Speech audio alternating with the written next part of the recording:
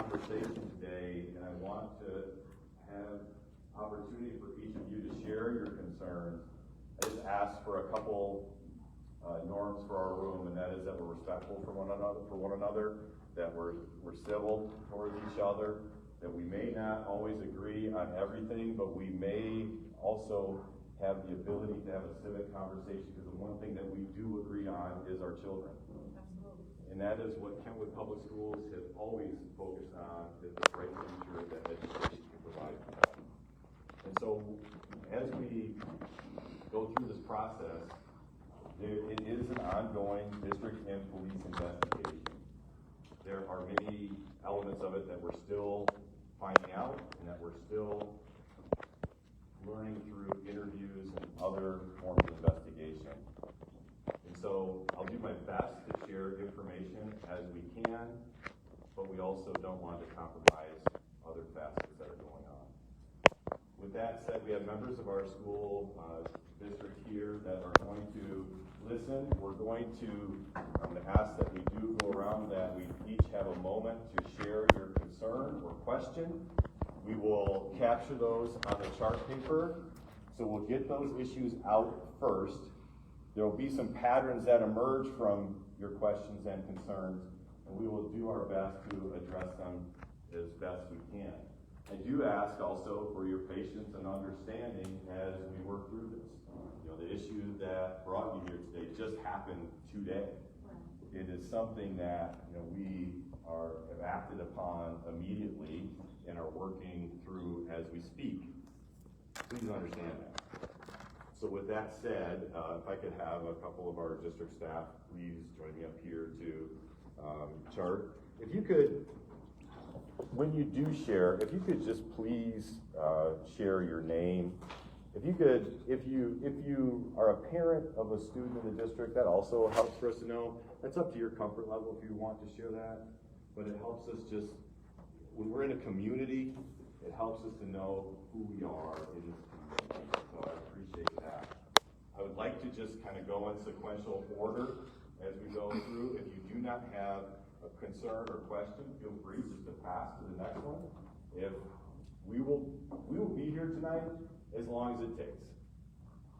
So we're going to be here as long as you are indeed questions answered to the best that we can. I hope that we can do that satisfactorily for you. I understand that we may not be able to have all the answers that you have for us questions today. So with that being said, I'm just going to start you. Oh yeah, that's fine. Yeah, I have no problem with speaking first. So go ahead. I'm Jones-Williamson. Not only was a student here, I have children here, 3 children in the district, including 1 at the high school. And so I heard about the video, seen the video. It is very disheartening what I saw. And so my question, just to kick it off, what is the follow-up aftercare that is going to be implemented for the students going forward tomorrow and beyond? We're going to track this. I will come back to it. Okay. Track this, okay, and come back as we go. Okay. Okay. Yeah, my name is Representative Womack, and the first thing I like to just put up here is no tolerance, no excuses. We want people held accountable, accountability. There's already been people who are bringing up things that could be reasons for this young man getting away with putting his hand on this young black woman. And we just, no excuses. And men have to start learning that there's never an excuse to put your hand on a woman. Period. So that's just what I like to add. And if you can keep the community updated, as you said, this is under investigation within the education side and on the legal side with officers. So we just want to make sure that the public is kept up to date. Sure. And I can tell you this, African American young males have been arrested by the police at the schools for things that were far less than this, African American males and females. And we're talking about kids as young as 5 and 6 years old. And some of those who are 12 and 11, or less than this, still have things that carry with their records to this day. So once again, no tolerance. I don't see it up on the board, but no tolerance, no excuses. And we want accountability. I will, and thank you, I will add that there are federal privacy rights for students that do not exist for adults in the community, and so we do have to navigate that as well. Okay.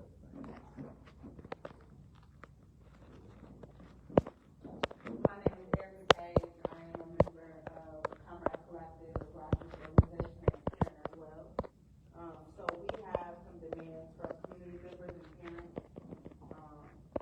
We are asking again, as was mentioned before, for transparency of the school investigation. We're asking for workshops that would focus on violence prevention, conflict resolution, and mental health resources for, as parents said earlier, for aftercare for the students, the faculty, and the parents. We also want to address the biases that I believe Robert has mentioned.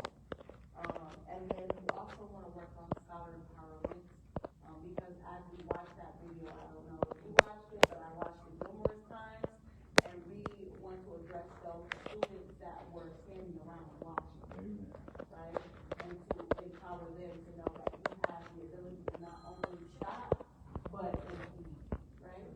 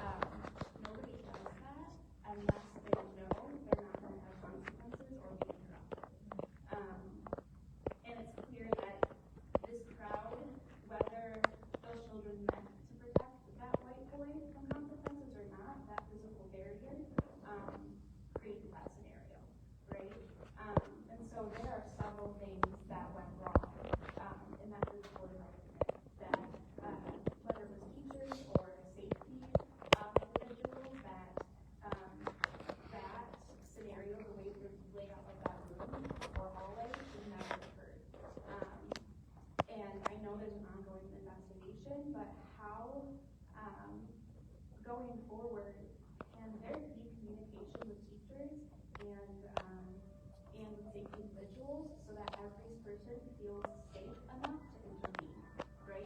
I understand teachers have responsibilities for other students to have safety, but there's a lot of kids in that area. It's my understanding that class was going on, like the teachers not notice their students were missing, like what?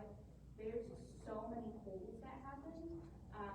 And we are lucky that this black girl did not get hurt worse because that boy had the ability to do anything he wanted, and that's really unacceptable. This could have resulted in death. It certainly resulted in trauma for that young girl, for everybody who was surrounding that incident, and for the entire community. So I really want to be shown that not only this boy should be accountable, but the entire district and every single person that was involved in that situation, right? It's not just that child.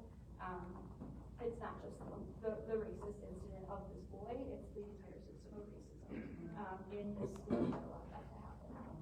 And let me also bring up the fact that I know, but real quick, because she said that, let's also take it to the fact that there are blue officers in the back of the school. I will address that on my turn. Okay, thank you. My name is Kenyatta McGill, also a concerned community member. I'm always mindful not to rush and do things out of emotion. So we can understand that going to get all the evidence, going to get all the details accurate. So I won't comment on race, I won't comment on what was or what is not until that is confirmed, okay? So with that being said, my main issue is if there's policies involved with what teachers can do when they see students And then, I think the most important question is, where security guards? Did they see this going on camera? Could they not get there quickly? Just because after the video, we don't know how long that young lady was lying on the ground.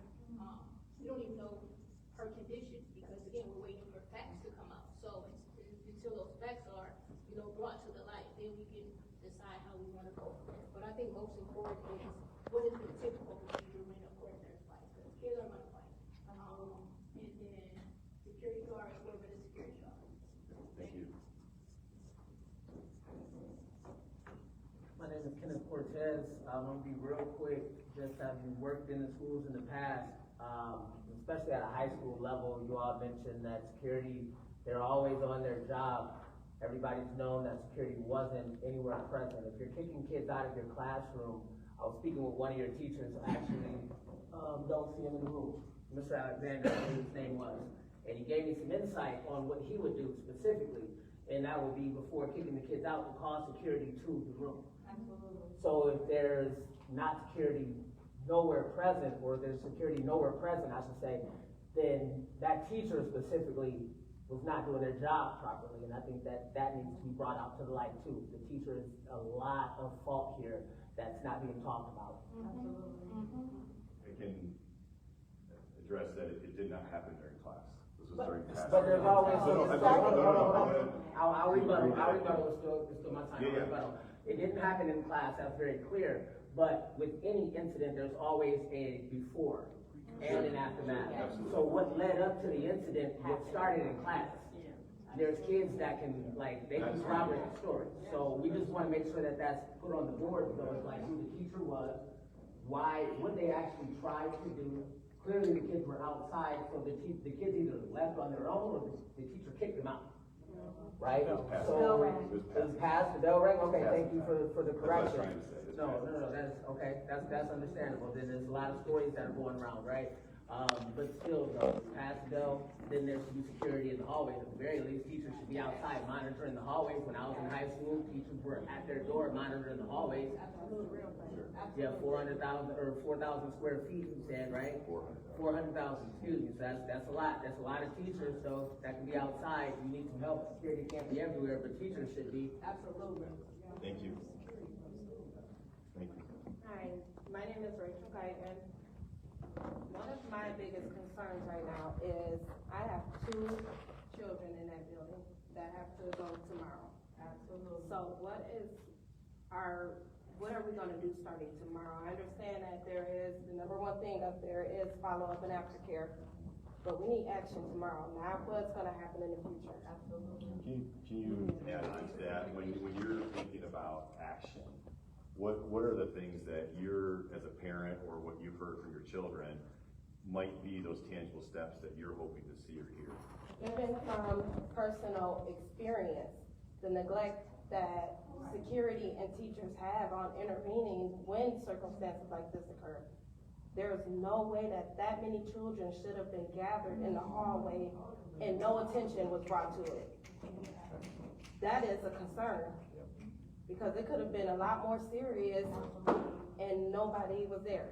So that is where that's my concern. What are we going to do tomorrow? What actions, what protocols are we going to take? Do you need volunteers to come and help monitor the hallways? Let us know. We do background checks immediately. We can do that, but we have to protect our children. I appreciate I that. can't be scared to send my children to school tomorrow. I appreciate that, thank you. Hello, my name is Tanya Anderson. I have 1 student here at Kentwood, and one of my biggest concerns, she was in Christian school for all of her life. And so my biggest concern sending her to Kentwood specifically is the racial biases that we all know that is here and have been here for years. When my other children have 2 groups of kids, some old kids and some young kids. So for my older kids, they've experienced a lot of racial biases here. One of my sons, he was a little hot-headed, but when he would get into trouble, he'd be swift. And if it was with a Caucasian person, there would be hardly anything. And of course, because of your confidentiality, we would never even know if the other person had any consequences, which we would eventually find out that they did not. And so I'm gonna follow up on her, what you were asking her first, and then I'll move on. What I would like to see is, possibly, if I was in the shoes, I would have,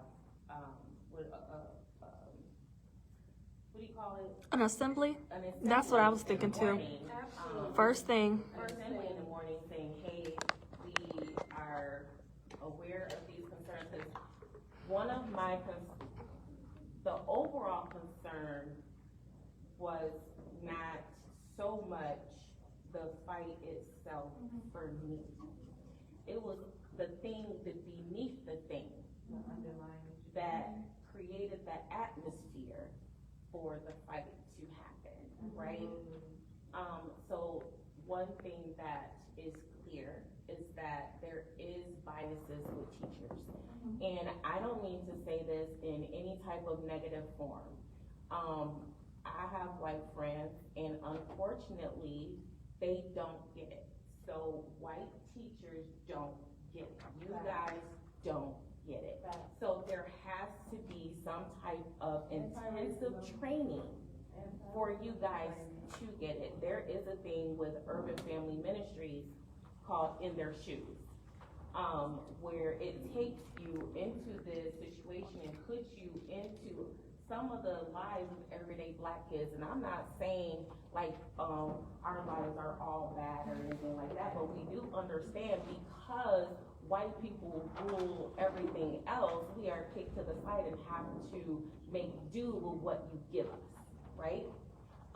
So that has created an unequal thing. So what you have would have to take him way more. He would have to fight more, which he would have to put his kids through more, which he would have to have conversations with his children about driving, which causes trauma. So when we see police get behind us, it causes automatic fear. So what that has done to all of us, and you can just raise your hand if you do it or if you feel like it, seeing them back there causes fear. It causes fear. And it causes fear because we understand that y'all are afraid of us, and so you need protection. And if we move any way out the way, they're going to be quick to shoot us. So with that being said, even when we came into the building, police were waiting for us, and not just regular foot officers. Y'all had y'all sergeants here. Sergeants. So what that immediately told me is that I'm nothing. I am nothing. And you're afraid of me so much so you won't even have a meeting with me. I have to beg you to come into a building where it's hot, blistering outside, where we couldn't even come in. And then we were told once we came in that we had to go back outside and make a decision on who we choose to speak with you. And that you're currently barring people from entering. They won't let people into the room. Well, we have rules and we want to follow them. We have rules and we want to follow them. Maybe you can talk to some other people and have them bring up what was forgotten. So, with that being said, we understand that our country is biased. Let's disagree with that. So there has to be extensive training for your teachers and all staff, students as well that come from these privileged families, because they have their parents thinking, right? They understand that they have the audacity to call us because some of the reports is that, two reports that I've heard is that he was calling her derogatory names and preventing her from leaving the room. Those were that is one of the reports. The other report that I have heard is that this has been a long-standing beef between these two. And so what we have understood that has happened is that when something is happening with a white student antagonizing a Black student, there is hardly any concern. And so teacher could be doing something, look up and see that the white person is doing this to a Black person, be like, oh, they fine. But then let's flip it. and see a black person doing that to a white person, she's quick to get on the radio. And I just say she because I'm using that as an overall. I don't know he, she, or whatever. We know that that is the case. So did we have a situation where we saw, you know, the white person antagonizing the black person and nothing was done? Because culturally, they're right. So that needs to be addressed as a whole, and that needs to be addressed immediately. And during the assembly, it needs to be said, we understand that there's racial bias here. And if you do not admit to that, then you're still a part of the problem. Because you will not admit to it. I Okay? appreciate that. I'd like to give others a chance if that's okay. Yeah, you said we'll be here all night, so I you didn't give any understand. time We can keep limit. coming back. We can keep Yeah. coming back, I promise you. But you didn't give us any time limit, so after me, then you Sure. just say going forward, Sure. let's make it to 5 minutes. Paige. So the other concern is, like I said, I have my daughter, going to the school. And when I walk in, now mind you, we come from this little Christian community, school, so when we walk in, we have this big, huge thing, and I heard people saying that, you know, teachers and stuff like that need to be held accountable, coming in and, you know, making sure, one of the things that I would like is what she said, is that there need to be people coming in and having these conversations, having workshops with these children, to let them understand that, because I heard that it's a rule. Some of the kids did not want to engage because of fear that even if they think that they're gonna be, connected to the fight, that they were getting expelled. And I have heard numerous times that the ratio is that black kids have been singled out way more than white kids, so that let me know that my black kids didn't even feel comfortable standing up. And neither did the white kids, because we saw the fear in their faces. Everybody was afraid. Everybody stood around like, oh my God, what do we do? So there needs to be a conversation. I know that there has to be safety, but held accountable to the point where they would get kicked out or expelled. That needs to be a conversation as well. How do we talk to the kids about, I think she said it and she said it, how can kids engage, especially our black kids, without having risk of them being arrested or anything like that? I know for me, I do a thing, one of our companies is My Sister's Keepers, where we do stuff in the community. My Brother's Keepers, where we try to, you know, do firearm safety and do free training for kids. There has to be a way where these grassroots organizations and us can come into these arenas and talk to the kids. We understand that there's racial tension. What can we do positively to help create a community, a village, and erase it? Because if we don't start these kids now, just by simply admitting that it exists, that will, I don't know, it'll do something to me. If we just say, I know that we have racial biases in this school, and I know I'm a white person, and I know that because I don't understand is why I make certain policies for the school. But we can change that today. You know, something like that. Thank you. I appreciate you, thank you. Hi, my name is Ilfrede. I'm a new senior at EK High School. Unlike my mom, I'm gonna stay away from the racial part and just talk about, what I thought just being a student there. And some things that a few of the parents and other people here made me realize. The main thing that I wanted to point out is where was safety. I know a few people have already said something like that, but just being the first few days of being in EK, it's a lot different from the Potter's House, the school that I went to, a small private Christian school. Security guards are something that's way different, and another thing that's way different is a security guard on an electric scooter. yeah, a security guard on an electric scooter. So, with that, a security guard being on an electric scooter, I'm wondering how did security not get there fastest? Or where was security at all? You know, where was the teachers? Oh, I just have a question for you actually. When things like that happen, what are the teachers supposed to do? Yeah, we're gonna track that, and I promise I'll follow, because I know others are gonna have their questions, so please, I will address that. Okay. Anyone got that question? Okay.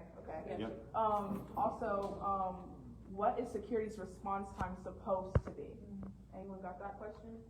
The response time. Yeah, we have right behind you.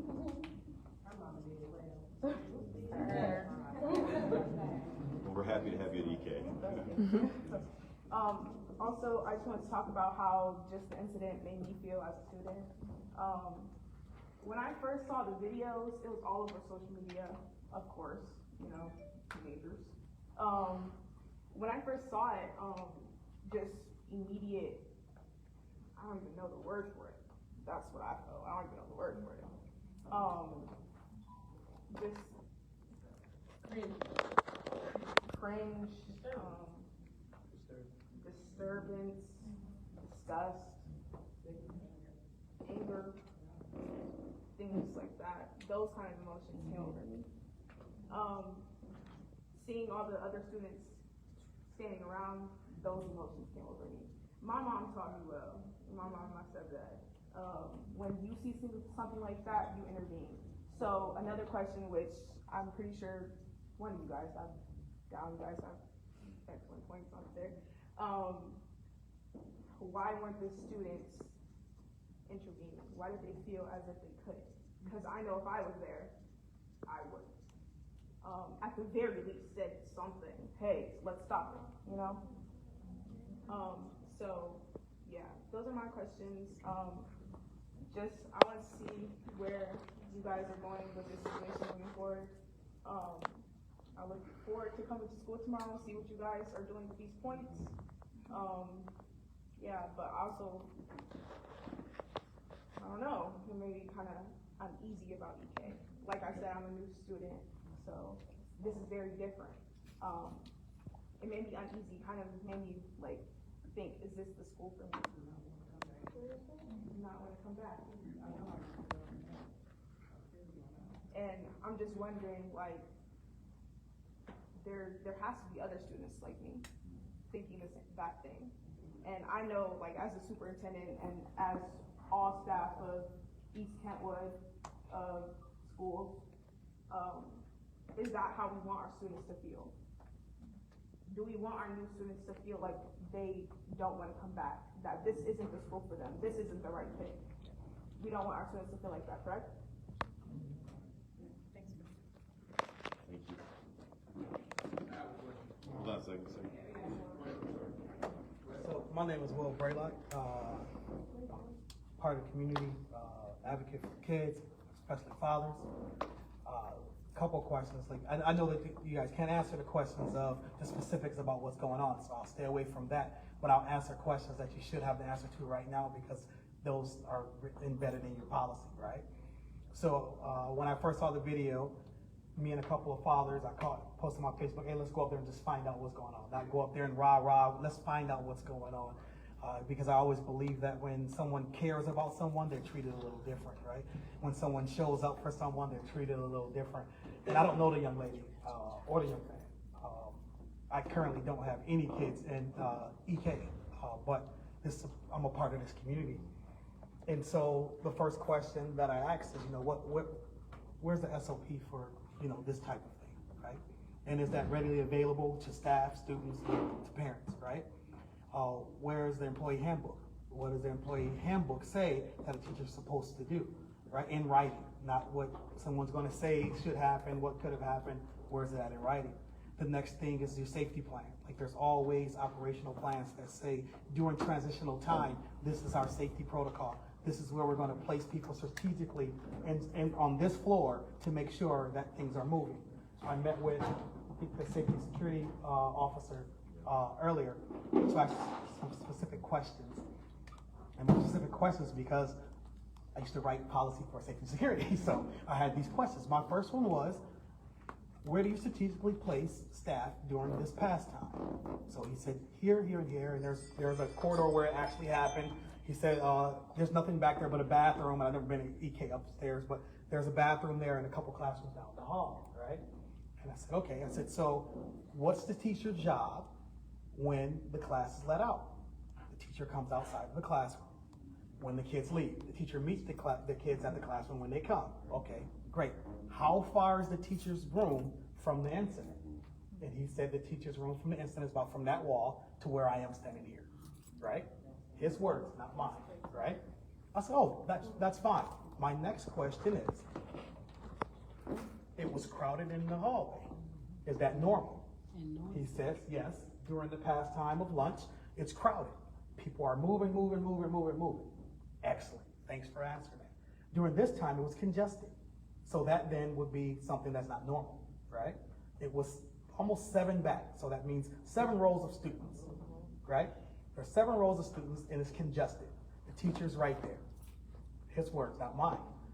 From the video, you can hear the yelling, you can hear the screaming, you can see the videos and everything, but nobody's moving their legs, their upper bodies are just moving, which then cause alarm to the teacher who's supposed to be standing right there, right? Because the job is not to just stand there and look in your classroom, it's to look outside and you're there for a purpose. Fine, I said, all right. So after that happened, the young lady and the young man is fighting, right? Where's the staff? His first words was that the staff ended up breaking it up.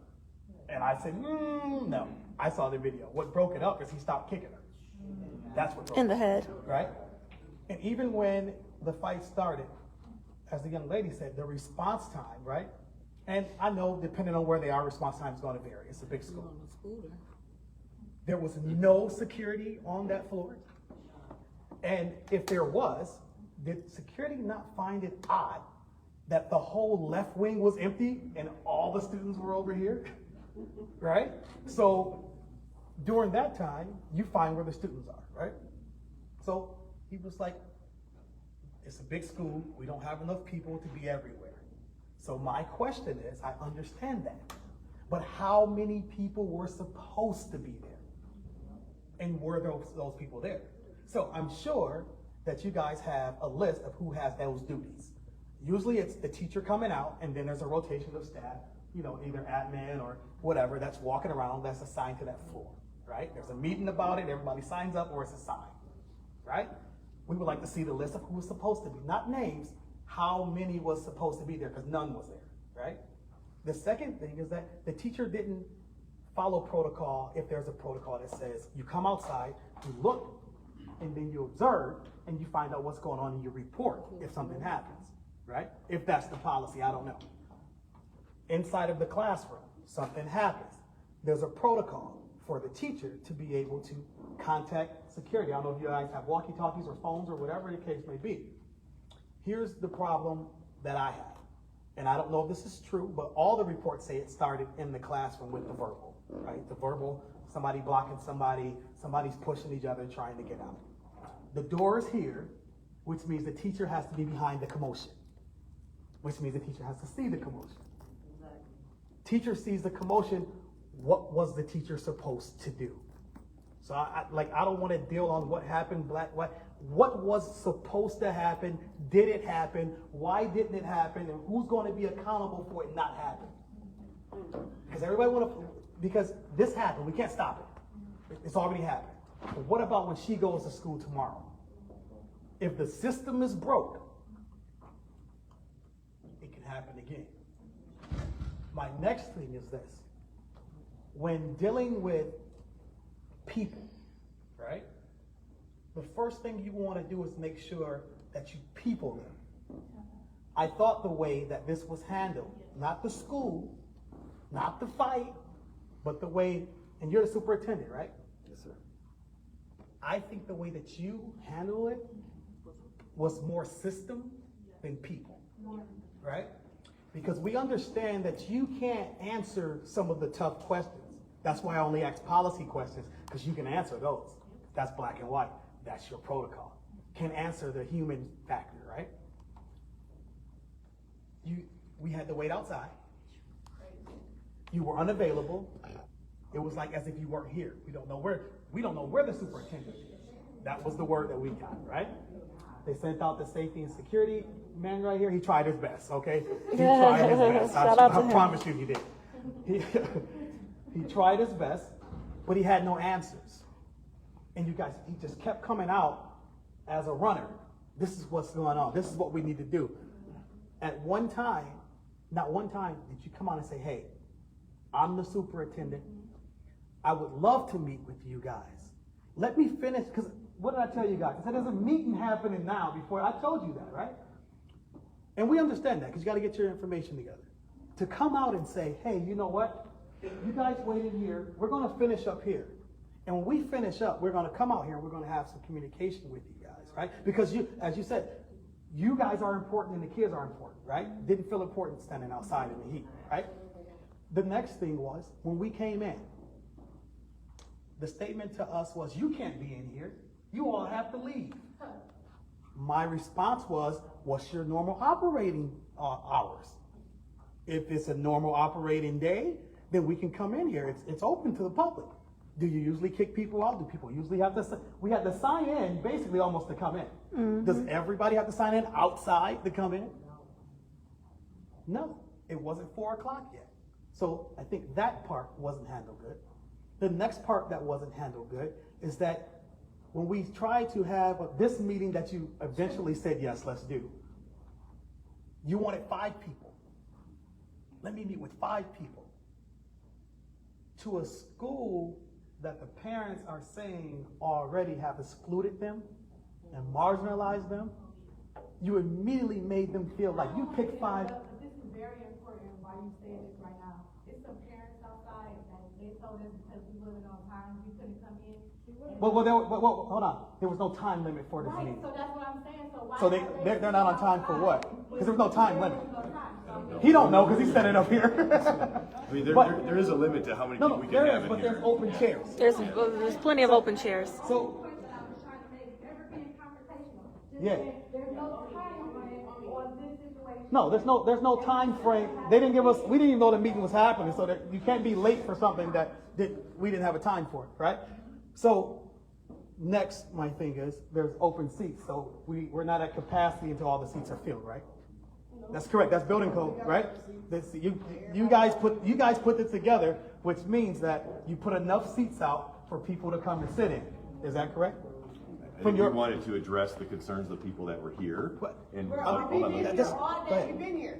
so some of them left. Let me explain. Some of them left and came back. So let me finish up. So I'll let somebody else go. My next thing was, you wanted 5 people to represent what happened to this young lady.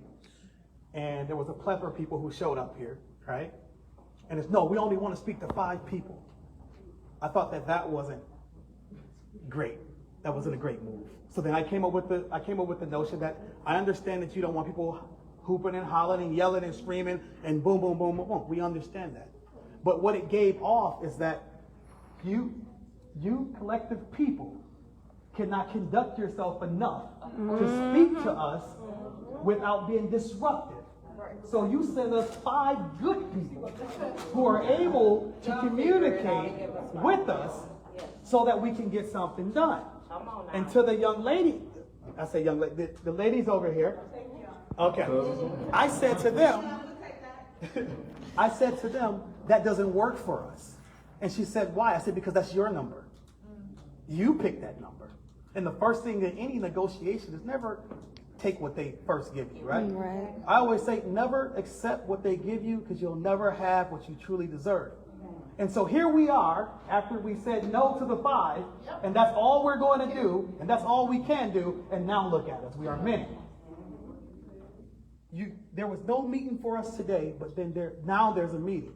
And the meeting is because, and I can't speak for you, but you understood how important it was to us and that we weren't going anywhere, even when you left us in the heat. Right? I think that was handled wrong. Absolutely. That's why y'all have police present. And They still present. but the police present for me, I feel the presence, but I don't care about the presence. And the reason I don't care about the presence is because this is 2023, right? Their presence is felt, and we know how some do and how it plays out. But in this setting, I wish you would, right? So my thing is this: we have to do better at communication and peopling first.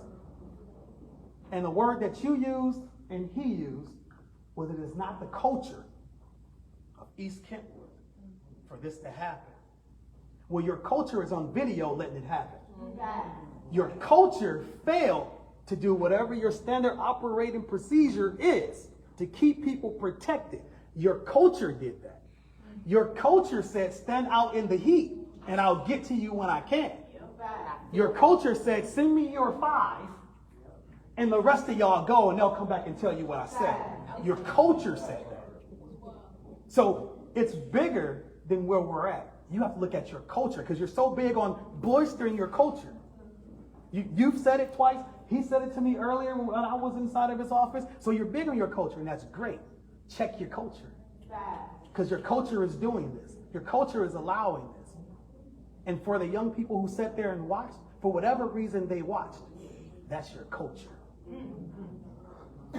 That's it. Thank you. Sorry. That's beautiful. So, first and foremost, if this student, the boy is not getting expelled, something has got to be wrong with East Kentwood. Because how dare he beat on somebody when they on the ground like that? Now, this is something that I will say. I know some of y'all might be mad about what I'm about to say, but this has nothing to do with race. Period. Right. Period. So please stop talking about race.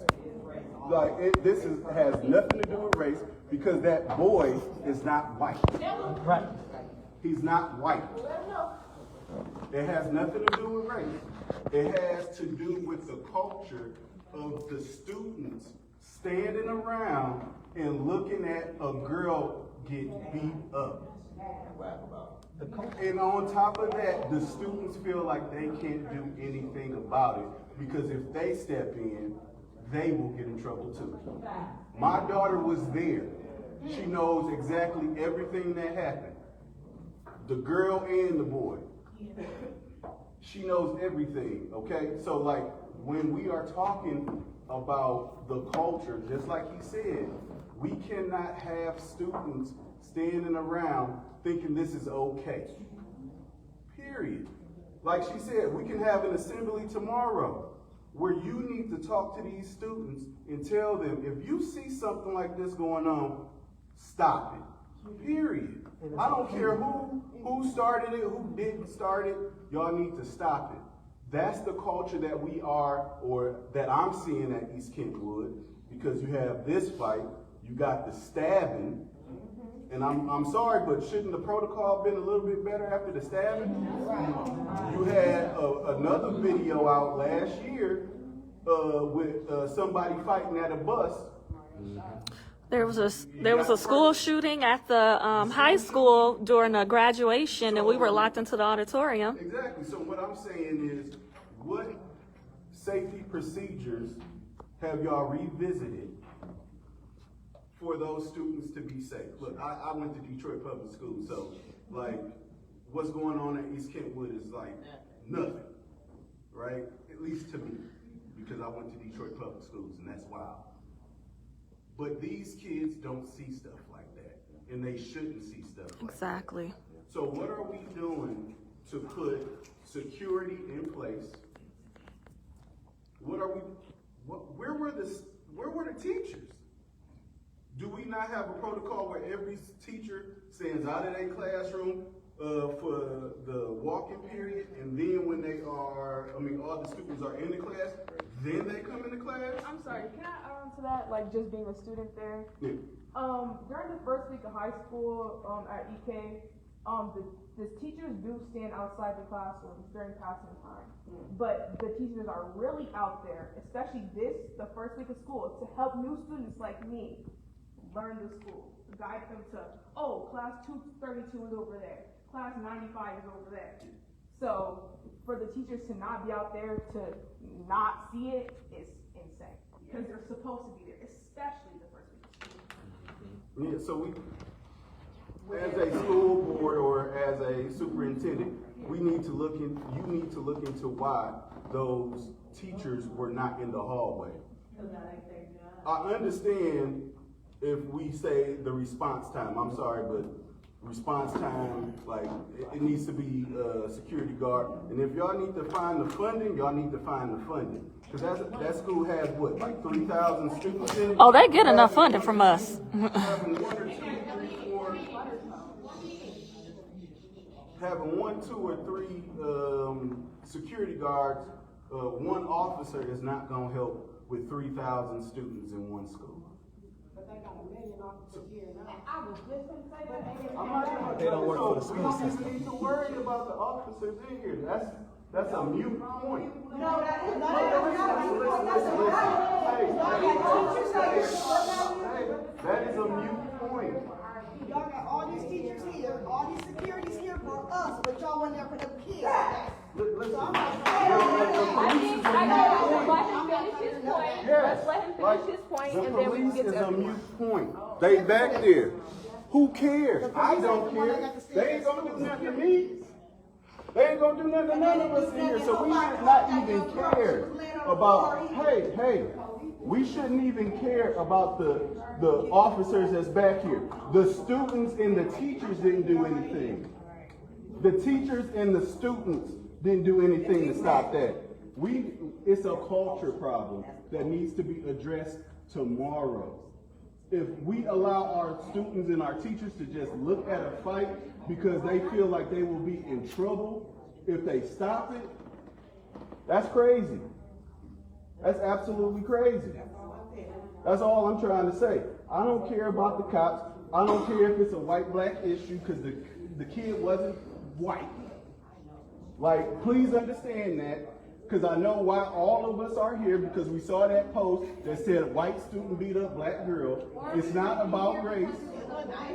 It's not, I saw that. That's why I came up here.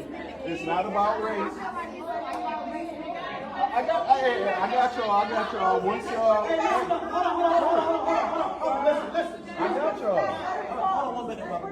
Hold on, listen up. We can't start having conversations amongst ourselves because the answer is gonna come from here and there. So it ain't gonna come with fighting with him. I know we all got strong opinions, right? And we all have are emotionally involved.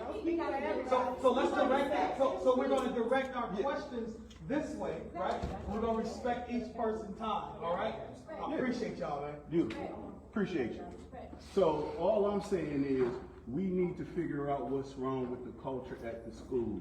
When we have students standing around looking at a girl get kicked in the head multiple times, and it looked like she was concussed because she wasn't even able to really even get up and move. Like, that's the problem. We need to figure out why students feel and why teachers feel like they can't step in to help a child in need when you see that she is getting beat up, or even if it was a boy and he was getting beat up. Why aren't we stopping these things? Why are we letting them happen? Where is the security in the building? Like, we need more. That's all I'm trying to say. If I talk to all of y'all, I apologize. Like, I was just trying to get my point across, and I heard some people come and talk to me, so I was just trying to get my point across. Appreciate it.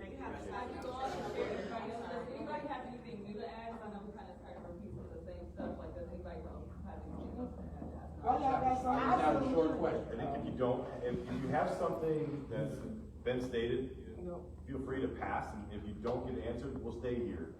But I do want to get everyone's voice here. I don't want to cut anybody off, but I would like to, if we can, move a little bit more expedient through the process.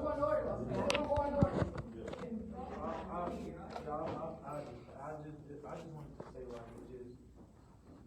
I think it just disturbed me a little bit more just because I need my sister to go there. And I don't know how I would feel if that was my sister on the ground like that. So, Look, I'm only 22. I graduated only 4 years ago. I understand how high school is. I understand the generation that I live in, where we're so used to having our phones in our hands and everything like that. The only problem I have is, like I said, I didn't want to repeat it, but the culture. I feel like if the policy states that they can't intervene because there will be repercussions afterwards, even if you do intervene and help, I just feel like there's an issue with them pulling their phones out and recording it and laughing about it like that was okay. And then nobody goes get a teacher or the nearest security guard to go to at least de-escalate the situation. I mean, we're talking about a situation that happened inside of a classroom. Like, look, I understand stuff happening, they're young, and fights are gonna happen, this is high school. But the problem, the only thing I want to know is what's the next steps, like, what are we gonna be updating, what are we gonna fix for this problem not to happen again, or to get to that point? Because there's gonna be future fights, there's gonna be future situations that need to be de-escalated as soon as possible, because one bad kick could end it. One bad kick, she's stupid. But if we have people where we're like, hey, this is bad, or this is about to be bad, let me go find somebody, or let me help. Because all it would have took was somebody to just tap him, or maybe just, hey bro, back a little bit. I feel like that's an issue. I don't know what was put in place for that policy to be stated that nobody can help, but that's an issue to me, because I come from Ottawa Hills, and everybody got a lot to say about Ottawa Hills, but one thing I do know is that we're going to stop something like that from happening. So that's all I wanted to say. I just want to know that something in place will happen for that not to happen again. It needs to start with discipline and laws. I get that the children, the racial situation wasn't with the children, but it started with the adults. I apologize. Hello, everyone. My name is Jessica Ann Tyson. I am the commissioner, one of the commissioners that represents this area, an elected official. I see my colleague, that Commissioner Becky Arts, and also County Commissioner Monica Arts here as well. My phone today rang and rang, person after person after person after person, about this situation. I did not know what was happening. The only thing I saw, I believe, was your video. And more than your video, but what I saw that made me come here was your video. And the concern that all of you had for the situation. And what I'm not proud of what happened, but what I am proud of is what I look and see in this room. People are together. People are talking about the situation, and you have made it available for us to all come together. And each person is being heard. Each person. And I appreciate that, right? Because there was tactic involved in that. Absolutely. And so because you all have that tactic, now I want to say, they're going to do whatever they're going to do. Policies probably need to be rewritten. Things need to change. But what are we going to do as a community? Because see, it can't just be them, it has to be us. Okay? Exactly, the village. So what I'm going to add to this list is what are we collectively for our students. That means working in tandem, not in silos and not separate, and not for our own agendas. What are we going to do together to help you, to help us, to help our students? Appreciate you. Thank you. Sir? My name is Brendan Steve, president of the Baseball Softball League, father of 2 daughters, 2011 alumni. What I saw today, that's not Kentwood. That's not Kentwood. If I was in school, that would have been stopped. There were no sanctions put in place when I was in school to prevent a fight from happening. If you see a fight happening, you stop that. Maybe you can answer this now, why that was put into place, when it was put into place, I don't know.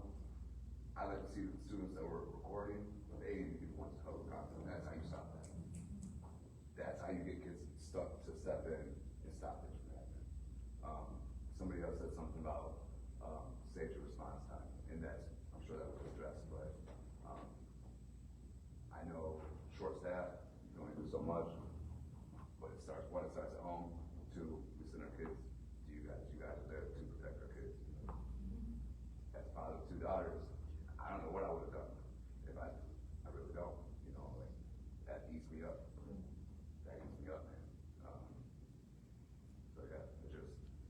gotta hold those kids accountable that are standing by stuff.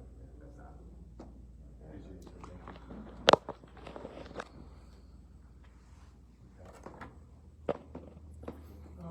I'm a 2018 alumni of BK. I graduated 5 years ago. My little brother still in BK. My brother graduated with Jones-Williamson. Generation of people in BK. My mom graduated. What I'm concerned with is, I feel like in 2018, people would have happened. I feel like the culture has changed since then. And there's been a lot of administration changes. The new superintendent. The old superintendent, no longer here. Also, like I said, I feel like we would have stopped. And I just feel like over the past couple of years, there's been a lot of safety concerns at UK. The shooting that happened at the graduation last year, the 2 stabbings that happened on campus, Mouget's death from a janitor who worked at the school. That was a black student, 16-year-old, who got raped and killed by a janitor from the school. Why isn't there better safety protocols put in place years ago when we have mass shootings happening around us? When we have people walking into schools and hurting students for no reason? Why isn't there better safety protocols to immediately respond to that? Because, and it's 2023. I don't know why we don't have a culture of inclusivity and safety already in schools. Why do kids have to worry about going to school and learning and getting an education in 2023 and worry about either getting beat up and nobody's gonna care or getting shot at by somebody? I mean, it's just ridiculous. And I will say that I feel like the security guards back when I was in school were a lot more, I guess you could say, on top of it. I feel like I watched fights happen and they were done in under 40 seconds. There was a response time like that. Why isn't it like that anymore? Why has the safety gone down in a time where we're supposed to be protecting our students even more when people are threatening their education on a constant basis? That's just ridiculous.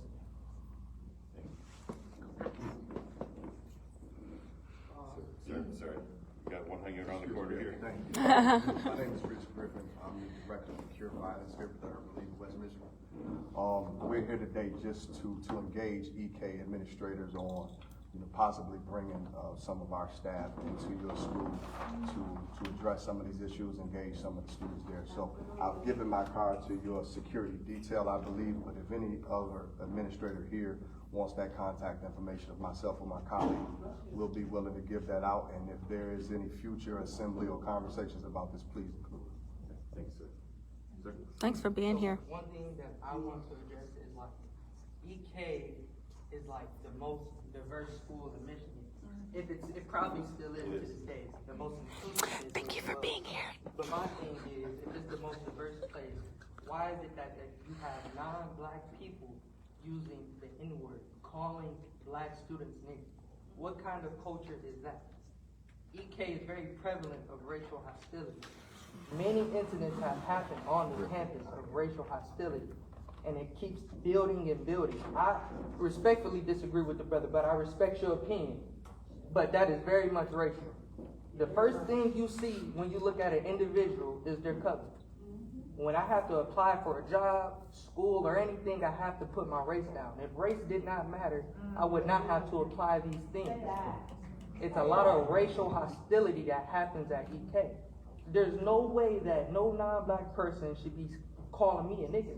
It's already an issue we call each other niggas, but it's definitely an issue when someone who does not and cannot identify with my struggle, don't come from the same place as I did, when my ancestors were brought over here on ships using the N-word, that is definitely a racial incident right there. If he had any respect for a woman or any respect for black people, that black woman should have not been on the ground. What are the odds that a black woman is on the ground getting kicked out by somebody wearing black forces? You know, this culture of black forces, be hard, this, that, and the third. He got that from us. How is it that a black woman is being stumped out on the ground? I bet that would have not happened to anybody else. I bet any other derogatory term would have not been exchanged with any of the students on campus outside of the N-word. Racial hostility is very prevalent at EK, and I think that's something that needs to be addressed. For it to be the most diverse and inclusive school in Michigan, I think that's very important. What is like the community engagement like at EK, why did none of the students respond when they seen a woman in distress? If this is supposed to be inclusive, if I see a woman on the ground and I don't see color, I should have intervened, not saying I gotta put my hands on him, but I should have intervened and made sure I could have stepped in and got him off the system, or I should have went and got a teacher. Why was nobody around? School shootings is very prevalent in America. It only takes 1 second for somebody's father to see that, and he up at the school shooting the place up. Would he be wrong then? Can I just piggyback off that and say that last year there were several incidences at Pinewood Middle, which is right next to us here at East Kentwood.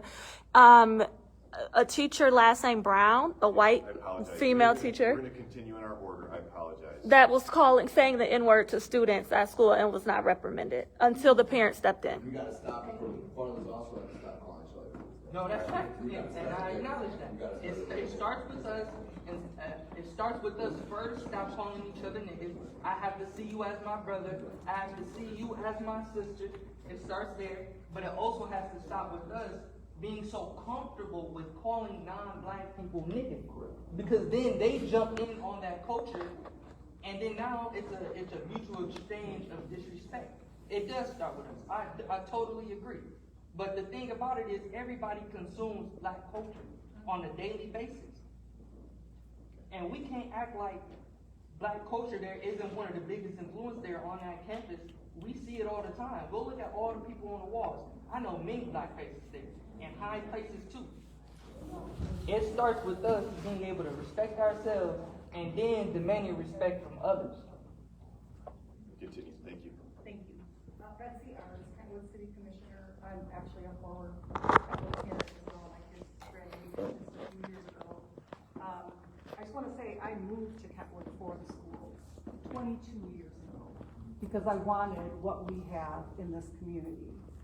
And I know that it sounds like it took us a minute to get here to where we are right now, but this is where we need to be, right here talking to each other and coming up with solutions. So I really respect each and every one of your voices, and I don't think that the conversation should end after today. We have to come up with a solution. I appreciate you opening the doors to us, and it really saddens me what happened, but this is our chance to make a difference. Hi. I don't want to repeat because I was late, so my concern is just that when situations do happen at the school, I feel like parents, we find out, we have to get information from social media first before you guys send out emails or whatever. Like today, we didn't get an email until like after 2 o'clock, but it had already been known by everybody based off of social media. So I just want to know, like, what's the policy, or like, why do we find out information so late when things arise at the school? Or why do our kids reach out to us and have to let us know what happened? Like, I would like to hear something from the school sooner than hours later after it happened, because if it is like something that's bad or whatever, like, I want to be able to come get my kids. I have to, if a situation arises and I feel like she's not safe, like, I just don't feel like you guys should be waiting until hours later to let us know what happened in any type of situation. And then also, are there any like, do you guys have any like type of parent groups or anything that the school has, or where we can have like some type of committee for parents to be able to come in and speak on situations like this, or give our input or whatever? I'm interested in learning about that because I was willing to be a part of that type of thing. Lastly, do you guys have, so I know there's a police officer that is in there, and security guards, but do they actually monitor like lunchtime and that type of stuff, each lunch period?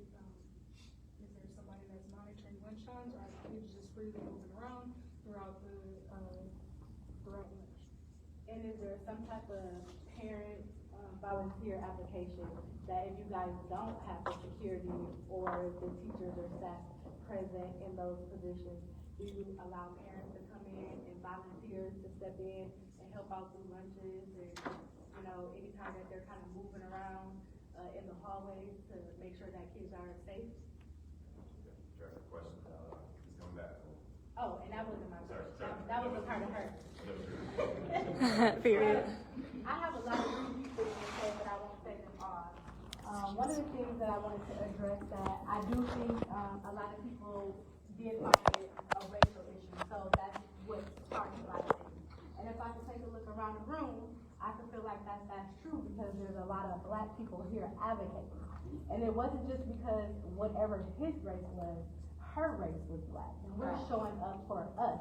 And I don't want people to bypass that because they're afraid of it. Because it was an issue, and that's why we're sitting here today.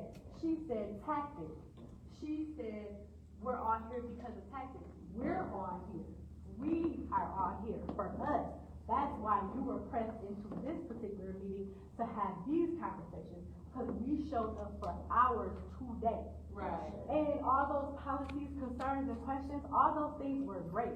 And I agree with the guy that was speaking on the bottom line was what the policy was for the teacher in that moment that may have stopped everything else that transpired. But at the end of the day, we are here today because it was a young black woman on that ground. And we handling things on our end too. We want to hold the young black kids that were there accountable for why didn't they stand up for her as a woman or as a black woman.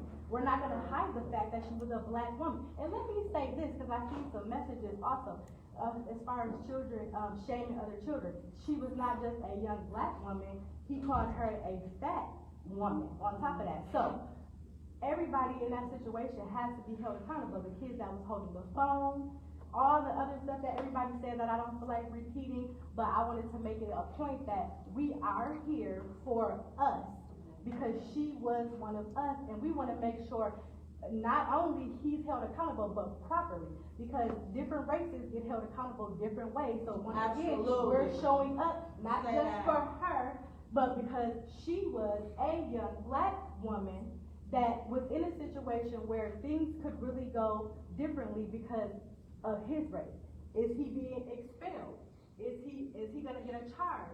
Like we're here because of those things too. We want to make sure that down the line, everything went the right way, how it was supposed to go. And it should be immediately.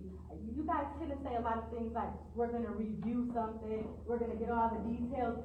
Automatically off that video, he should have called his parents and the police. He is expelled, get him out of here immediately. I don't want to hear nothing about a review, nothing, because she was a young woman on the ground being beaten by a man.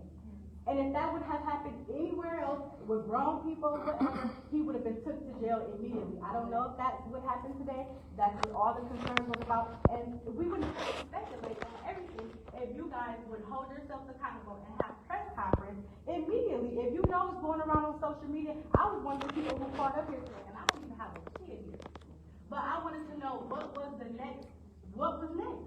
Because we all want to know. It's being on Snapchat, it's on Instagram, it's probably on YouTube, it's on Facebook, it's on everywhere. Come out and have some type of meeting. We waiting on y'all.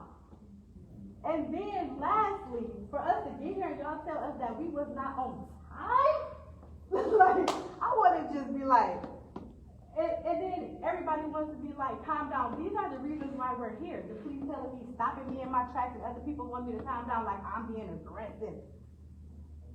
Because what? Because I'm using my tone and my voice? Because I'm showing up?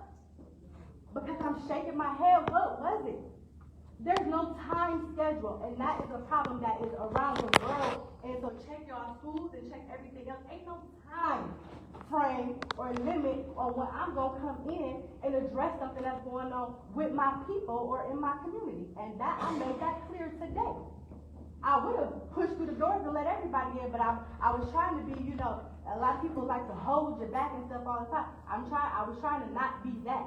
But those are the reasons why children don't jump into things and other people don't say anything because they're always afraid of what happens next. And that showed today in the video.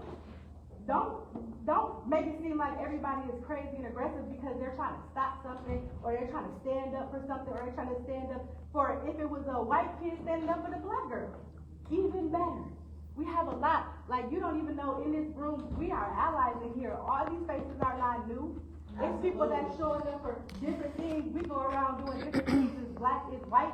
We don't All the time. separate. They look out for us all the time. But don't do that again. Don't hold parents outside. Don't tell us it's a time frame to show up. Cause I'm living it every time. Hi, my name is Regina Dix. I have a student here, she's a freshman, and my daughter went to Pinewood before, and to her point earlier, there were concerns, you know, just for me, that my daughter personally experienced, that I've experienced even at the middle school level, with the way that protocol and processes have happened. And I will say that I do feel like there is this racial tension and this racial divide. Just my experience here, my daughter's experience being in the Kentwood district since 5th grade. You know, and even from with the teacher to with the student, and I'll say with the student, another student felt compelled, a white student, to yell nigger in passing class, and he yelled it to her as he was passing by. He said that he was, you know, dared to do that and all of that, and I was upset as a mom.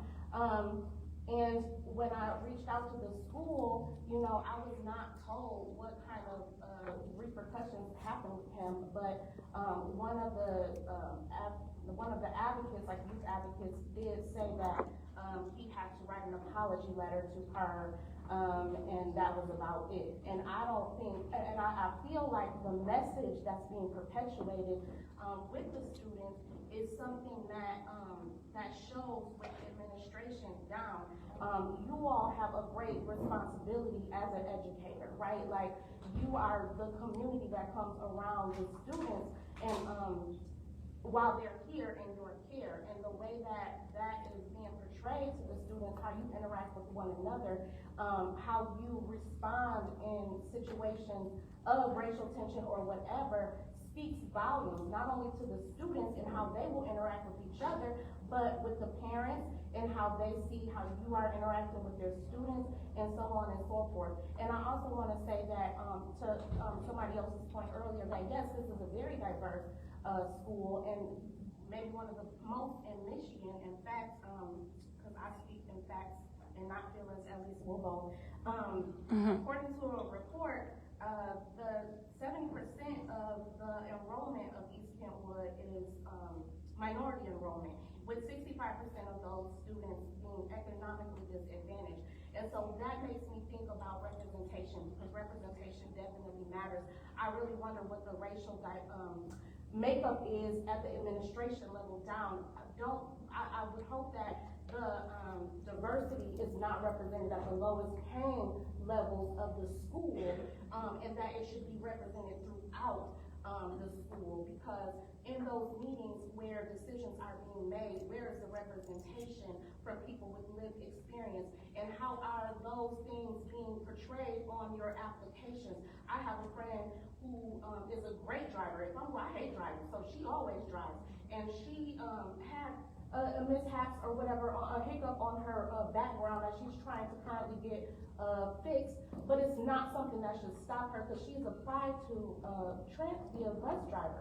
That shouldn't stop her from, you know, being able to be a just bus driver, because representation does matter. And so these positions that are available and open, what does lived expertise, how is lived expertise being something that can be a leverage to being able to be in some of these positions that maybe the education is not there, but there is lived expertise, where there's more presence of people who are in the schools, in the hallways, speaking with the students, when, with the applications and stuff like that, like with the volunteer applications and what those roles look like. I really think that should be more conversation about how that process happens. And also, I'll make my last point and I'll move it on. I really would love to see I will just lost my train of thought. I don't remember what I was trying to say. But I think what I was trying to say is the aftermath and the follow-up. So what not to be repetitive, but yes, what does that look like? And I'm gonna let my mom talk. No, this is what it was. And I don't want to make speculation if this is not true, because of course there's been different stories, but one of the stories that I was told from my daughter is that she heard is that this young lady had a disability. And I don't know how true that is. But my little brother went here and he has Down syndrome. And that is one thing that has been near and dear to my heart, just to see how individuals with disabilities have been treated. And what that culture is saying and how y'all setting that culture here. Now, it's already bad that this is a woman of color being disrespected by by a man, and that is not of her gender or race. So there is a racial issue, there is a gender issue, but then also if she is somebody who's with a disability, that has whole another layer to it, which is very concerning. I would like to see more of a collective approach to your policies and procedures. How are the parents? How are students? How are all of those voices being represented in your policy and procedure building and reviewing? There should be representation at those tables to have a collective sharing aspect where every voice and every vantage point is being touched on building those things. So that will your culture will be more represented in that way. And maybe some of the narrative that's been shared throughout Kentwood will start to change. Very well said, friend. I'm Jackie Archie. I have a granddaughter who's 14. This is her first year here at the freshman campus, but she had some classes at the high school level. She was actually in the building when this incident happened. She wasn't there, but she was in the building and heard about it and passed it to the next class. When I picked her up from school, when I picked her up, I saw a police car, a couple of police sheriff cars there, and as we were leaving, I saw the ambulance come, and I saw a fire truck coming. This was supposedly maybe 2 hours after the incident happened. So did something else happen at the school? Or why was an ambulance coming after school is over? And why is a fire truck coming? So I didn't know if something else had taken place, and our parents kept informed. It did, and they were not informed. It did happen. There was an incident at the freshman campus when I walked in on, and we were not informed of it. So I think parents need to be updated, as somebody else said. And everybody made great comments. Everybody had very good things. I couldn't hear everything toward the front, but everybody had said very good things. And I think we're repeating some things because we're showing our feeling and wanting everybody to know. So some of the things are getting repeated, but maybe not. You have to go into detail, but you want to know why we're here. I heard about it and instantly said, we have to go up here. If there's a meeting, we didn't even know if there's a meeting. We have to go, we have to show up in numbers.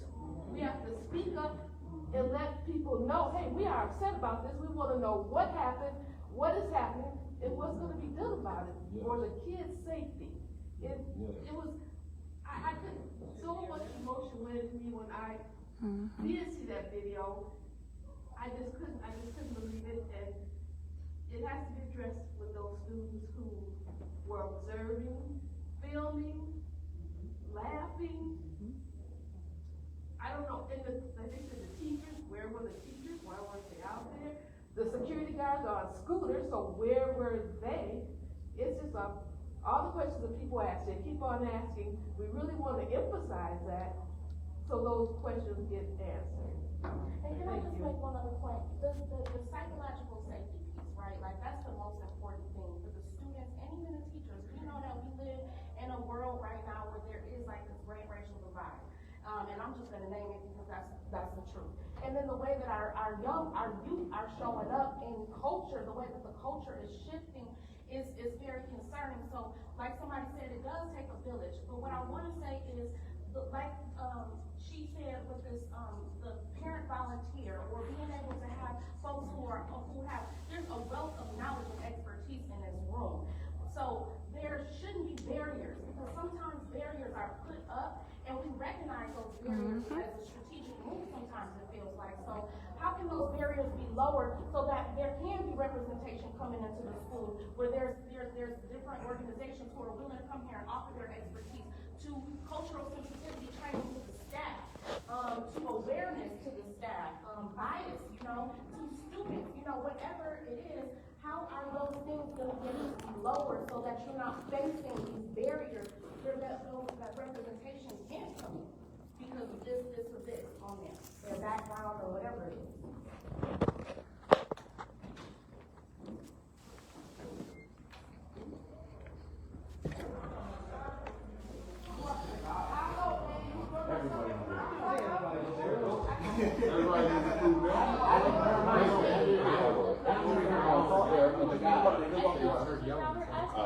Right, we thought y'all was out here getting it in. Me too, yeah. I was like, oh, they must be protesting. They trying to make they got issues with them out there.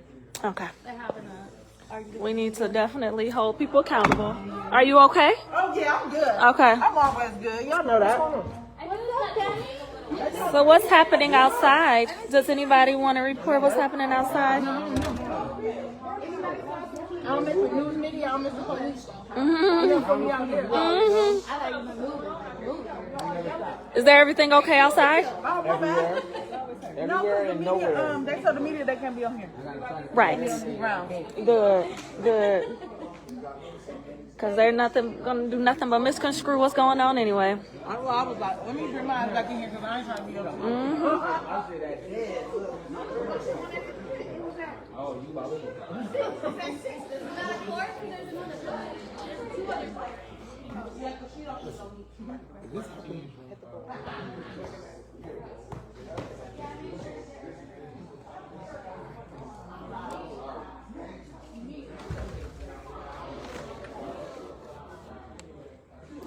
I don't blame East Kentwood School. I love the school district. I've been in the school district for a long time. It starts at home with the parents. First of all, if you have a child here, anytime something happens, that's when I have a problem. For everybody to say, oh, well, I think they were scared. They weren't that scared. They were laughing, they were hee-hee, they were ha-ha-ing, they were giggling. They posted on Facebook, Instagram, Snapchat. It's on YouTube. It's everywhere right now. I found all these videos, even though Facebook just pulled it out.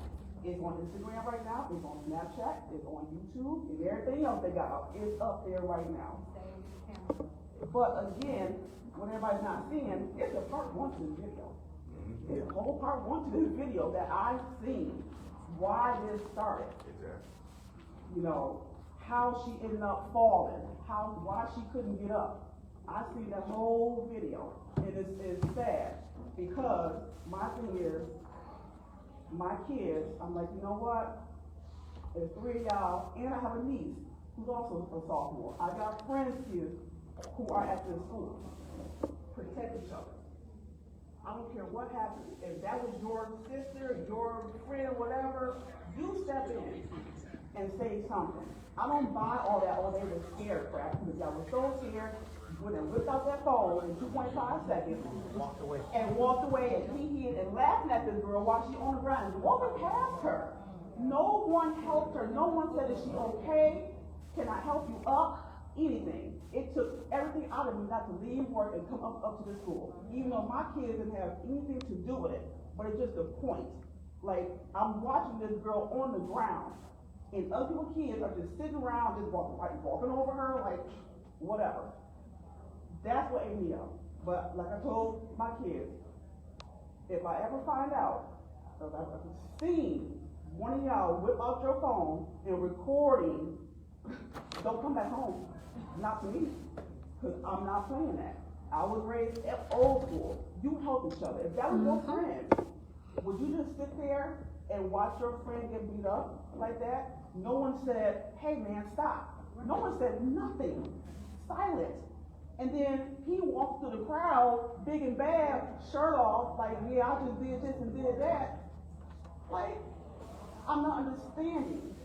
I just know it couldn't have been one of mine. Plain and simple, it would not have been. Not could it would not have been one of mine.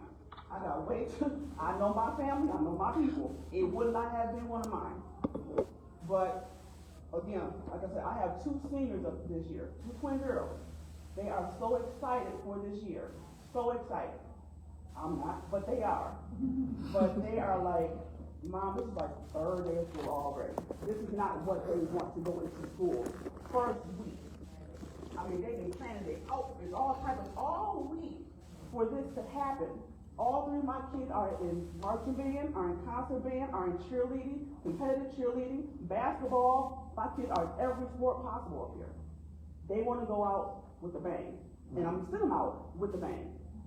But for them to have to see this already, it's disturbing. Like I said, I had to jump off work to come up here because I don't do stuff like this, but I felt so bad for that girl. I want to go up there so bad, and then, you know, I'm finding out other things because my daughters are friends with this girl. So I'm finding out more and more information, and come to find out that this boy lives in my neighborhood. He rides the same bus as my kids do. So now I'm dealing with this whole other issue. Like, it's all over the place right now. I was gonna say, you shouldn't be riding the bus. Oh, no. No, he's already been arrested. He's already, yeah, but he rode the bus this morning to school, he rode the bus yesterday morning to school, you know, but again, if anybody has seen part 1 to this video, you'll see exactly what transpired and why. And now I want to whole thing. Doesn't make it right, period. Does not make it right. Whatever happened, I don't care what she said to him, whatever. You don't do someone like that. He took it way too far. Way too far. And again, my issue is, sorry. I apologize. My issue is with the other kids standing around. That's my main issue. You know, with these cell phones, everybody just so quickly. Stop, just so quick. But all this old little probably scared, know the hell they weren't. I don't care how you spin it, you're not gonna spin this one. You can't spin this one. I'm sorry. They were not scared. They weren't that scared. I'm scared of a spider. If I see a spider, I'm jumping. They weren't scared. I don't buy none of that. Now, one child chose to go find an adult. Not one. But they stood there with their phones open. And now and watched and laughed and walked over this girl. Like, then my daughter told me that hallway is like a special needs hallway. So there's not gonna always be adults present in that hallway. Why not? It should be. It's like any other hallway. Who cares if it's special needs? You know, it should always be an adult in that hallway, especially if these kids are so-called bad kids. If they are, why are they here? That's what they got crossroads for. If they are that, you know, behavioral issues, they shouldn't even be in this school.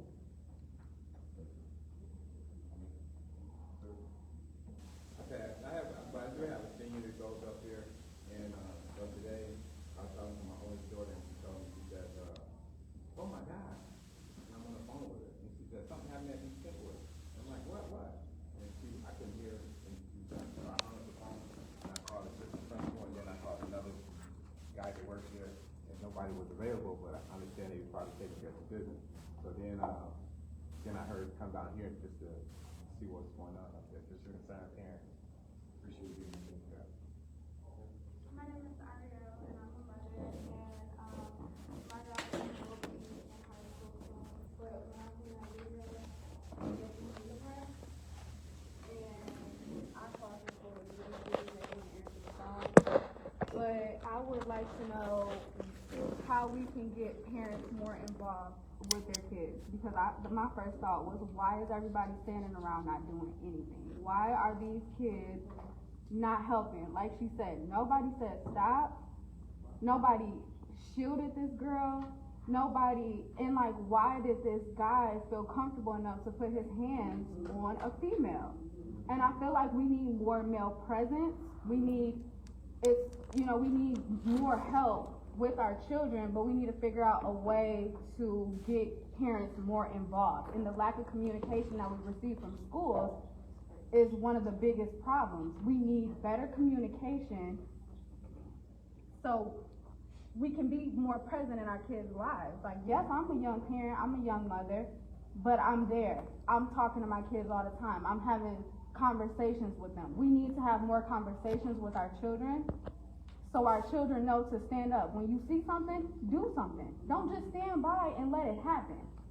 So there needs to be an assembly. I feel like there does need to be an assembly, but the parents need to also be there too. The parents need to be present. People need to see that this girl has people behind her.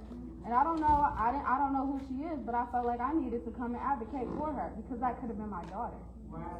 And if there's not people standing behind you, these boys think that they can put their hands on you. No, it's not okay.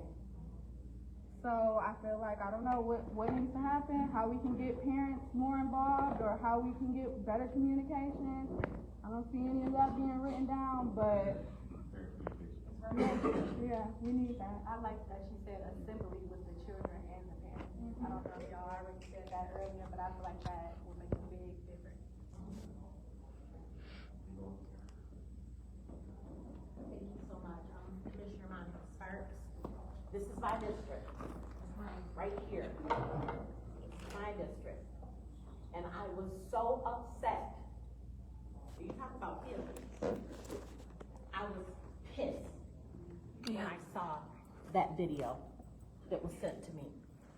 And it wasn't so much that I was angry, except for I saw a young lady getting kicked on the ground, panties showing, and not one person to help her. I want to know, how is the young lady, number one? That's what I want to know. How is she? And is the young man in custody, number two? Because I feel like that was a crime. We're in constant contact with that, just to answer in case anybody has that concern. We have contacted her. She is being taken care of, and we're getting more contact on that. But as for the young man, we were told that he's already been taken into juvenile. To answer that question, I didn't want to interrupt it. Is she in the hospital? She's visiting the hospital. That's what they, my daughter is a friend with her, so, like, I know what's going on with it. Did you know I that? know the whole entire story. You can't share Information. They Can't even just say she's doing okay? No, because maybe she won't be doing okay tomorrow. Right. You know what I mean? So they have to be careful with the things they say. So I'm gonna thank you and your group for being here today, because you're the advocates that we need in our community. Thank you. And I thank you, Commissioner Roberts, for coming too. We need people to be advocates for each other. So I'm gonna tell you about another advocate that you guys may not know. Kentwood being 81 different languages spoken. So diversity is not our issue. Diversity of culture is not our issue. The children, one of the parents said it, the children need parents who are willing to advocate for them like you are, but also parents who get in that butt when they're doing the wrong thing. Period. We can't keep being afraid to do what we know to do was right when our children are doing wrong. Right. So I'm going to tell you about this man right here, Superintendent Kevin Polson. He just got here. He hasn't been here that long. But what I can tell you about him is the first thing he did was make sure we had representation. You see that beautiful black queen right there, Veronica Lake? Okay. You see the principal, he's the principal of color. So what I want to make sure we do is we recognize that he is a friend to us. Now there are policies and procedures that show up the things that need to change once things happen. And I trust and know you, so I know that he will be doing things with his community and the staff to make sure that things change. This is a very unfortunate incident, and I don't want to ever see this happen again. Not in Kentwood, not anywhere, because this should not be happening. Now what I do want to say, Superintendent Polson, is every child, I'm calling kids, that were watching, holding up the videos, no sports, no special privileges, period. I don't care if it's for one season. I don't care if it's for 2 weeks. They need to have a message that Kentwood does not tolerate people who are bullies and people who will not protect their friends and community. So that right there is, it is definitely about accountability, and I know that you're going to, and I thank you for having us here today. I know you wanted a smaller group, but I thank the groups that came out that care about people and care about Kentwood. The world is watching us right now. The whole world is watching us. And we've got great things to tout. We got lots of different things. We've got all kinds of accolades, and we've got all kinds of awards, and that is the Kentwood that we know. So I just want to ask each and every one of you, as you go out and you talk to the media, I'm not telling you to tell them that everything is, roses and fresh petals. It's not what I'm asking you. But what I'm asking you to do is think about Kentwood and think about the comments that you can make to make all of this better and not worse. Because that's what they want to do. They want to take this group right here and they want to say, oh yeah, all the blacks showed up because it was about blacks and it was about this and that. No, it's about people. It's about the kids. And we're going to work together to make sure that we have policies and procedures in place that things like this don't happen. And if something like this tries to happen again, then everyone knows, from the teachers to the staff to the administration to the kids, what is expected of them. So I thank you for having us here, and thank you for listening, and thank you guys for being here. Thank you. I want to bring the snake back over, so. Oh, no, sir, I was in front. Did yours need to? I don't need to, thank you All very right, much. thank you. Bring this to the back.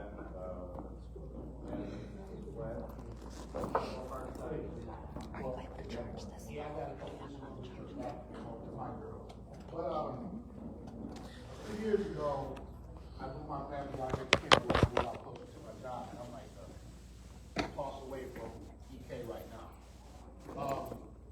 I've heard what everybody said around here. You guys make very, very good points. Right now, my 13-year-old is at Pine, right? Let's just say that I was new to this community. I grew up on the southeast side, hung out in Kentwood, all that. One point I would like to make is that yes, the culture has shifted. As parents, I graduated in the 90s. There was a level of fear that we had. Not fear of getting hit or punched, but a fear of disappointment for our parents. So if we go to school and we act up and we do crazy stuff at school, there was a fear of calling my mom and dad. I didn't have to worry about my mom or my dad going to the school to fight the teacher. Because my mom would say, well, what did you do to make the teacher call me? Don't you know how to act? So it does start in the home for me. That's why I'm old school. I grew up where I didn't want to stay home. I wanted to go to school because that's where all my friends were. You know what I mean? So by me having a 13-year-old at Pinewood right now, what would you say to me? Because right now, I'm not too sure if I want to send my daughter to Kentwood, given what I see on that video. It wasn't just a fight. It wasn't a boyfriend-girlfriend spat and something happened. That boy stomped that girl out. And I'm at work. You know, my kids, I don't even have a kid in East Kentwood. What can you say to me, given everything that you've heard, the video, what could you say to me as a new parent walking into your office that would encourage me to enroll my child in this school? I'll leave it at that. But I do. I appreciate you all as a community. I love Kentwood. I'm very happy that I moved my family out here. You know what I mean? And it's a good program for what I see. But what I see this time here, I'm not too sure. So with everything that you've heard, all the notes that you've taken, that one question, what would you say to me as a new person to the community to convince me to let my daughter go to this school? But again, to the parents here, the culture has shifted. It does start in the home. That young man was way too comfortable doing what he was doing. Much love to all of you. God bless. Right here. So, this this is one of my kids. She go to East Kentwood. This is her first year there. Come back closer so I can hear you. Not gonna stand up. You don't have to stand up. But I have 3 kids in Kentwood, one in elementary, one in middle school, one in high school. I came up here a couple months ago because my youngest daughter got bullied on the bus at the elementary school. I had to take her to the hospital. She had a concussion. Nobody did anything about it. My niece went to another elementary school in Kentwood, and she got choked by a little boy on the playground from behind. Nobody did anything about it. I spoke with Jason when he was still staffed here over the principals of the elementary school. But I'm here not because of a racial issue, but because of a bullying issue. There's a lot of bullying that goes on in Kentwood, and nobody does anything about it. Like they said, Lord forbid it would have been my daughter, because who knows what I would have done. You understand that? But how many times do we got to keep coming up here and having the same meeting with you guys for y'all to do nothing about it?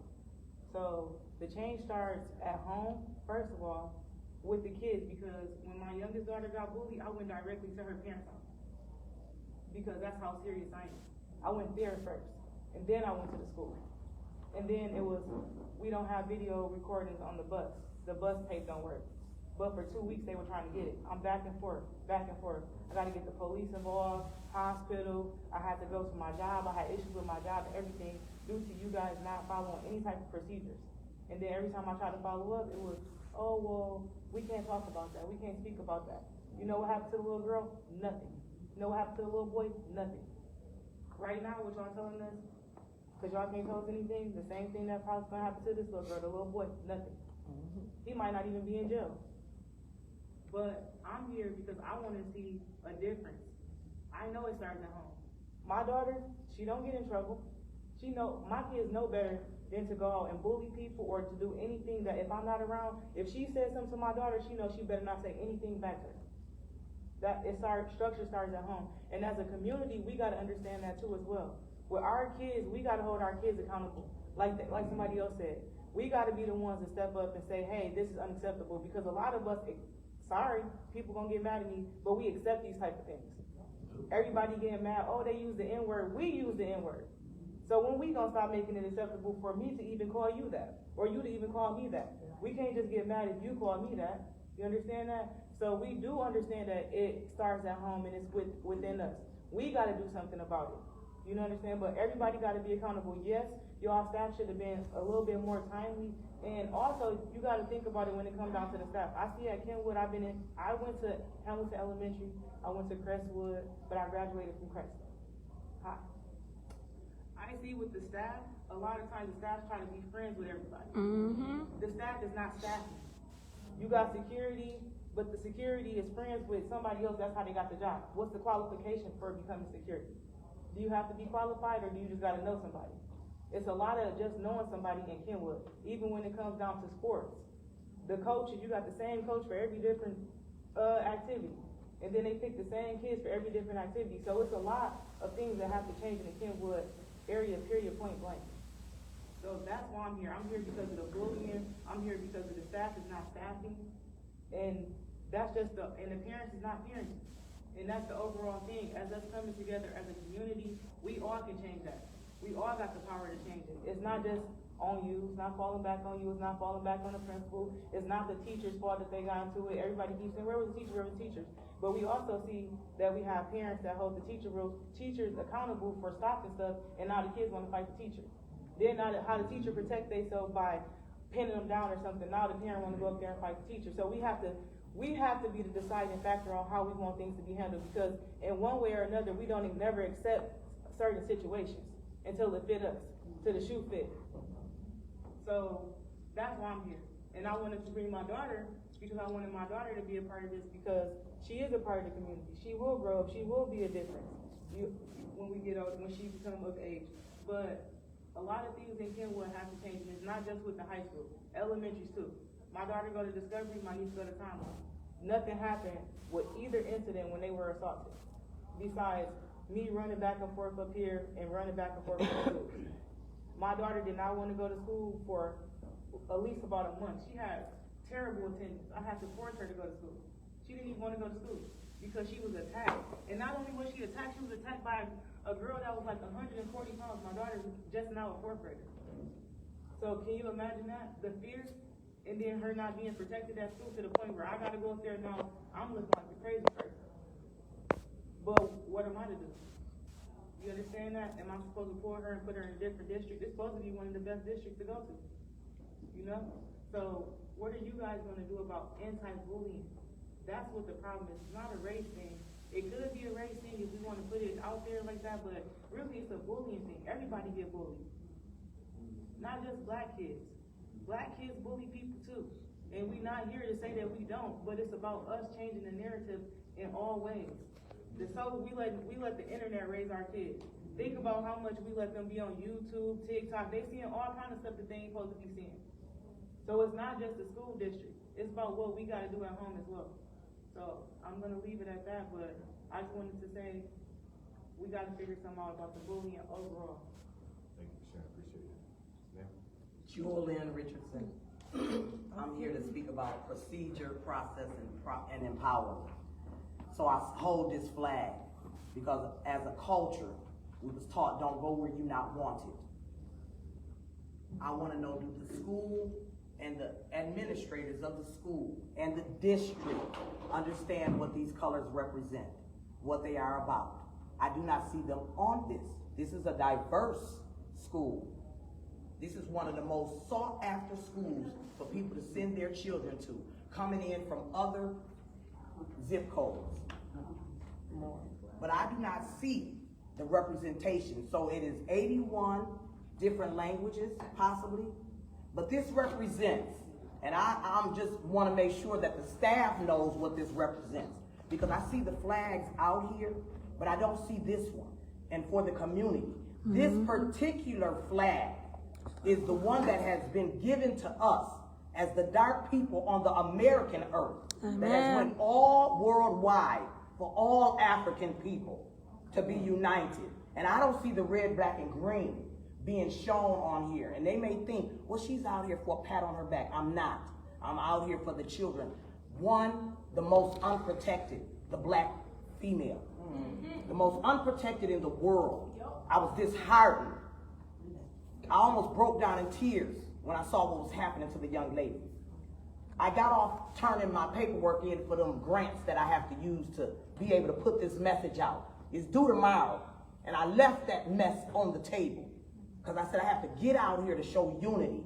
I have to bring the colors to make sure that the community understands these colors represent power. My children in this community need to understand the power that they possess seeing this.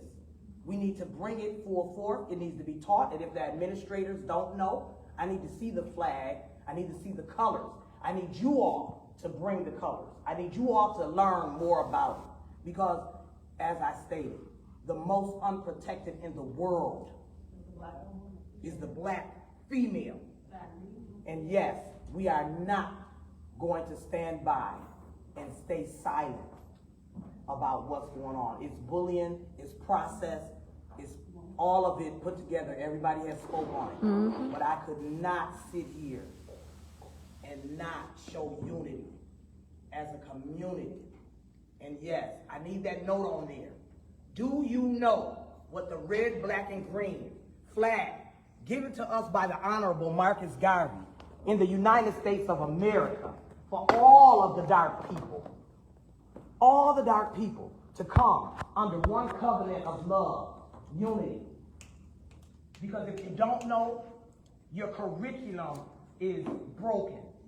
It is not filled with the empowerment of the African people of this world. And that's what I want to see in the Kentwood. And I have a graduate, a grandson, so I'm telling my age. A grandson who went here. And so I do know about the racial biases that are going on here. And yes, please, never ignore race. It is very important. Yes. You know your race before you know your gender. Yep. So yes, we're going to stand united with respect and love. But I want to see more empowerment for the students, empowering the students so they will no longer sit back and think it is okay, that the culture will never say it is okay to stand by and train our students to act like the past slaves and to turn their heads when they see a crime being committed. And that's the culture that we want to stop. That is the culture that must stop. That will stop the crimes. So that's all I want to say. Love y'all all. What I wanted to say was, I have 3 beautiful, pretty brown girls. They were bullied last year also. A principal made her hold her urine for a whole hour for nothing. I have all the recordings still. I called Lansing. I did try to do everything about it. There was nothing nobody would do about it. I have police reports. It was only because I have a younger child who spoke up about being sexually harassed at school. They couldn't do anything to the child because she was under 8 years old. No one done anything. I tried to go about it the legal way. Rape kit, everything done. Everything done. My thing is, the teachers, I feel like it's not these kids. It's not the kids that's racist. I feel like it starts with these teachers letting these kids slide with these type of things, because you don't hear about these kids doing this at home or in the neighborhood. You don't hear about these kids stabbing each other.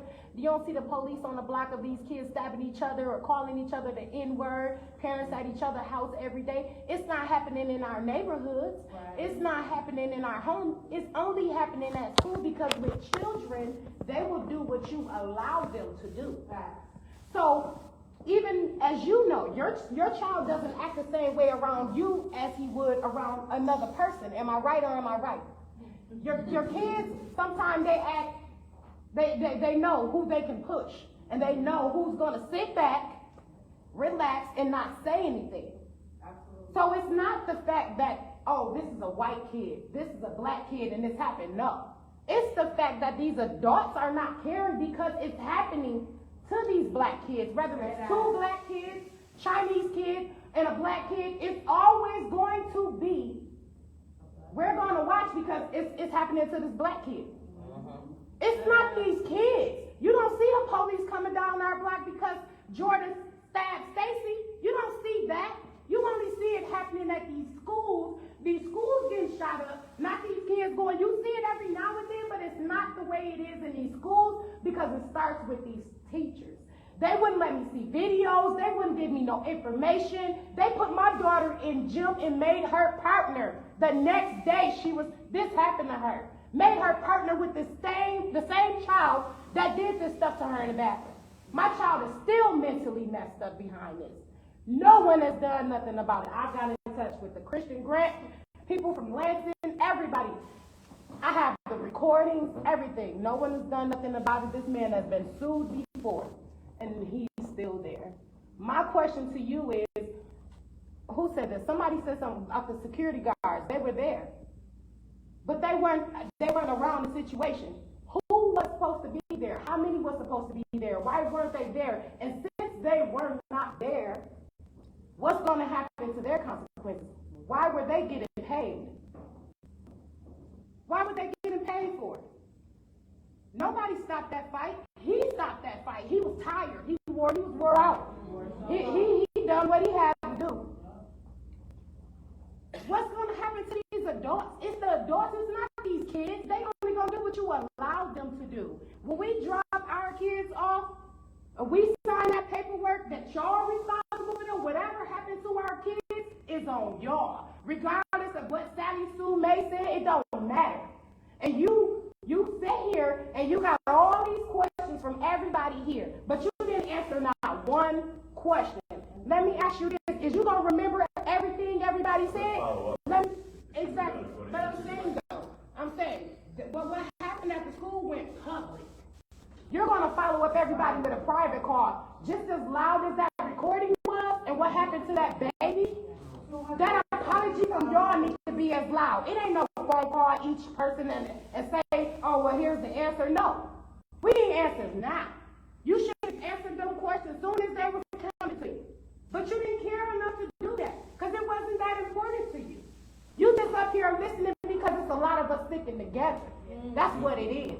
And that's all I have to say. I'm pissed off. It triggered me. It triggered me. My baby still suffering. My baby still suffering.